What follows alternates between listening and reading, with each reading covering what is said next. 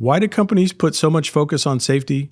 On this episode of Driven Too Far, we're going to show how inattention to safety can crush a company. Hello, I'm Andrew Winkler with Chief Carriers, and this is Driven Too Far, the truth about trucking, a podcast that helps over-the-road truck drivers balance career and family. Welcome back to Driven Too Far. Today we want to focus on safety. When I say things like rules, regulations, inspections, you certainly think about safety, but that's not the whole picture. Today, I want to focus on what safety does for our business results and why, as a driver, you might wonder, man, why is my safety department constantly pushing safety in my face? They're always asking me to do additional training and whatnot. So what gives? Why is that so important? Safety is not just about following the law.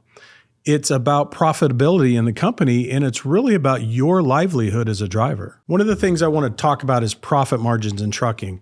And I think there's a misconception out there with drivers when it comes to profits and how much do these trucking company makes, because I think drivers perceive that these trucking companies are just out there making a killing. They make all this money and it's just crazy. Why don't they pay us more? Why don't they do more things for us? But I'm going to kind of show you what the profit margins in trucking actually look like, and then why safety is so important to protect those profit margins. One of the ways we measure financial health in a company is through something called operating ratio.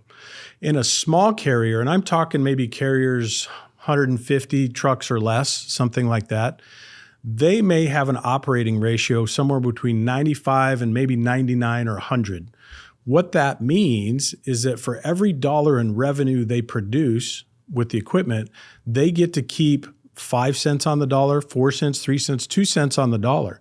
So that's really the profit. And when I talk about how razor thin margins are, that's what I'm talking about. Are you kidding me? We go out there and we work so hard for all this freight and we generate this revenue, but we only get to keep a nickel out of that. And that's if we run our company extremely well. Now, the bigger carriers out there, they have the advantage of size, right? And if they're big, they've probably been around a long time. So larger carriers have some advantage, and they could be operating anywhere from 80 to 90 OR. So maybe they're making 10 cents on the dollar, maybe as good as 20 cents on the dollar when the industry is very healthy. It hasn't been healthy for the last several years. It's been really tough. So those margins that we talk about are even more compressed recently than they have been in the past. I want to throw some numbers at you just to kind of prove my point. So let's say we have a 100 truck fleet and each truck runs approximately 2,500 miles a week. That may seem low for some of you guys out there that are running more drop and hook, but let's just use 2,500 as example. So the fleet will have run 250,000 miles for that week. Now, if we know the average rates out there are about $3 a mile, van rates are like at $276, reefers $314, flatbed $319, something like that. But when you average all modes together, it's really close to that $3 mile mark right now. So if I take the 250,000 miles times the $3 a mile, what do I get? I get $750,000 in revenue for that 1 week of operation in that small fleet of 100 trucks. If we're running our small company well and we have an operating ratio of 95 and we're returning a 5% margin on everything, that $750,000 turns out to be about $37,500 in profit for the week, if you will. Now, if you're not running the company so well, if it's 3% or 2% or 1%, 1% would be $7,500 in profit for the week. So you have 100 trucks out there running all week long, and think about all the miles they accumulate, the risk you're taking as a carrier, the drivers, we got the drivers away from home, we're paying the drivers. And for all that, we get a profit of $7,500 in a week. That sounds crazy, and that's exactly how crazy this industry is. It is razor thin margins. So with those margins in mind, I want to talk more about the safety side of things and why we're so driven to talk to you and keep you focused on operating the truck safely, making sure you're not getting injured while you're working things. So let's start with a cargo claim, for instance.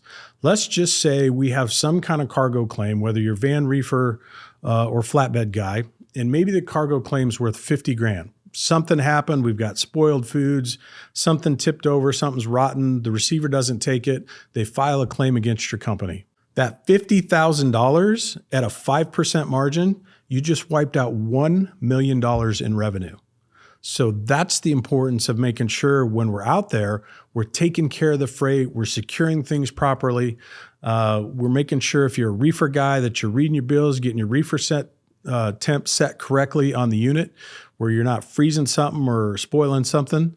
Van guys, it's just making sure you get there on time and everything's in good condition when you get there. But think about that. We have one claim and it turns into $1 million in lost revenue. What about an accident?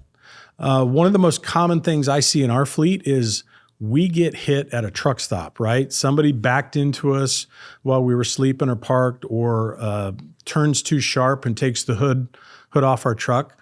Those things are expensive. It sounds like sometimes, oh, it's just a little fiberglass and we got to replace the headlight type stuff. But the reality is when you get backed into in today's trucks, and if they get into your radiator and your intercooler and all those things, you're easily talking a $30,000 repair. If you have to replace those things, maybe you have to have a new hood on the truck or something like that. So $30,000 for a minor accident, that would equate to about $600,000 in revenue lost. Maybe we have a bigger accident. Maybe we have a single vehicle rollover.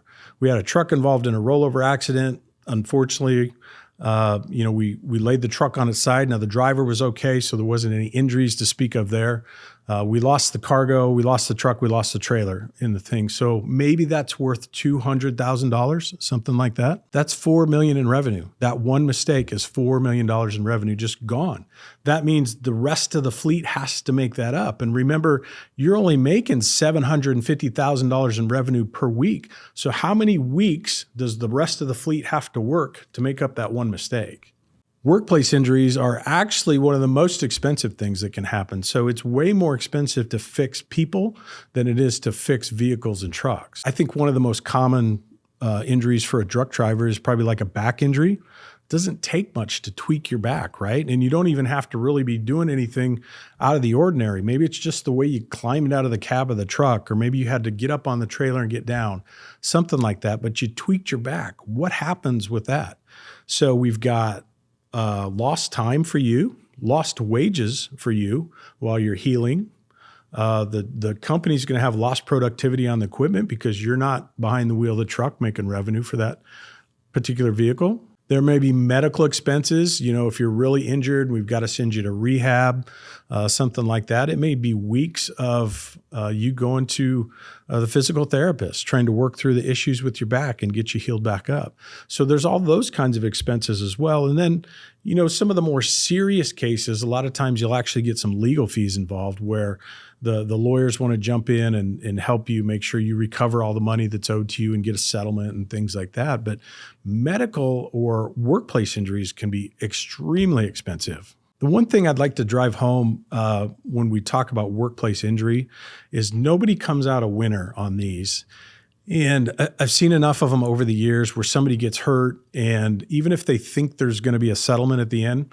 So one of the things that happens as an employer, at least in our state, is that if you get injured at work, we're responsible to rehab you to the same place you were before you got injured. Meaning, if you had a certain amount of mobility and you hurt your back, we've got to go through rehab until you're back to that same place before the injury happened. If we can't rehab you and can't get you back to that place, like there's always going to be some kind of permanent injury there, then there's likely going to be some kind of payout or settlement for you to compensate you for that. So that's kind of how work comp works at a very high level. The problem is when the attorneys get involved or an attorney jumps in and tells you, we can get you all this money, they don't tell you up front how much money they take out of the settlement. So whatever comes from the company on that settlement, they get a huge percentage of that, and then you get what's left over. The problem is maybe you've been out of work for a year or something like that. So you've lost wages. And by the way, when you're on work comp pay, you're only getting a certain percentage of your wage anyway. So that's what I mean when I said it doesn't pay for any of us. It really just doesn't work. And it's better practice to focus on safety so we keep you safe and injury-free in the workplace. So we talked about cargo claims, accidents, work comp, injuries and stuff. But what if those things started to compound? What if you had a bad accident and you had all three? Or what if your fleet has multiple accidents within a year? How much revenue is that costing? That's why we focus so much on safety. And I think that's really what we want to drive home. I know you kind of get tired of it at times. It's like, oh man, here comes another blast from the safety department. We got, this training again, whether it's online or in person or whatever it is. It feels like, gosh, we just did that. I know it feels like that, but there's a method behind it and a reason behind it. Is we have to do everything we can to keep safety top of mind, make sure you go home to your family every night, every week, whatever that looks like. So what about insurance? I'm sure as I'm talking about through some of this stuff, somebody's going, well, yeah, but you got insurance. If there's a cargo claim or the truck gets banged up or in an accident or something, you just turn it into insurance. Sure, that's certainly the case. Smaller companies probably have more traditional insurance like Great West or something like that. But you know what happens to insurance. If you have a personal auto accident or you have hail damage to your house or something, what happens to your insurance rates every year? Every time you use that insurance, your rates go up. And the bad thing about trucking is if your rates continually go up year after year because you have incidents, accidents, and claims, at what point are you going to be able to operate? Remember what those razor thin margins were to start with? Well, if we keep jacking up our insurance rates year over year, that's cutting into those profit margins as well. And pretty soon you're going to be making nothing as a trucking company. So anyways, that's the kind of the thing with insurance. I get it. Yeah, we can turn it into insurance, but it's still painful. When you're a larger company, a lot of them are self-insured. Maybe you've heard that term before, or involved in a captive insurance group. So that's really kind of reserved for probably better run trucking companies can get themselves into a captive insurance groups.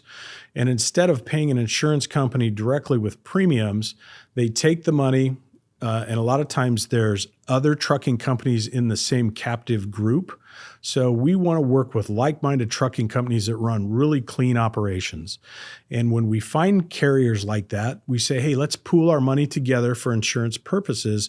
We'll put the money together and then we'll draw it out as we need to. But you're still putting money into those captive things. So, and a lot of times the deductible, it's set different for every company, but it might not be that unusual for a company to have a $250,000 deductible if they're a bigger company.